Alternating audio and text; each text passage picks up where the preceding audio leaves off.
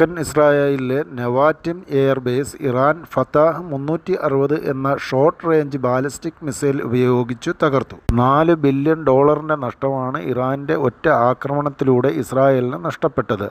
40 American നിർമ്മിത 5ാം തലമുറ fighter ജെറ്റായ F-35 ആണ് മിസൈലാക്രമണത്തിലൂടെ നശിപ്പിക്കപ്പെട്ടത്. ഇറാൻ്റെ കൃത്യതയാർന്ന ആക്രമണത്തിലൂടെയാണ് നശിപ്പിക്കപ്പെട്ടത്. പ്രാദേശിക സമയം വെളുപ്പിന് 2:47 സംഭവം. താഡ്, അയൺ ഡോം, പേട്രിയറ്റ് പ്രതിരോധ സംവിധാനങ്ങൾക്ക് ഇറാൻ്റെ മിസൈലുകളുടെ വരവ് പോലും തിരിച്ചറിയാൻ കഴിയാതെ പോയി. ഇറാൻ്റെ ആവനാഴിയിൽ ഇനിയും പുറത്തിറക്കാത്ത ഇതുപോലുള്ള പല നൂതന മിസൈലുകളുമുണ്ട്. ഇക്കാര്യം US-നെയും ഇസ്രായേലിനെയും ഒരുപോലെ ഭയപ്പെടുത്തുന്നു. ന്റെ രണ്ടാമത്തെ F-35 ഫൈറ്റർ ഫ്ലൈറ്റ് ഇറാൻ വെടിവെച്ചു വീഴ്ത്തി. പൈലറ്റ് കൊല്ലപ്പെട്ടു.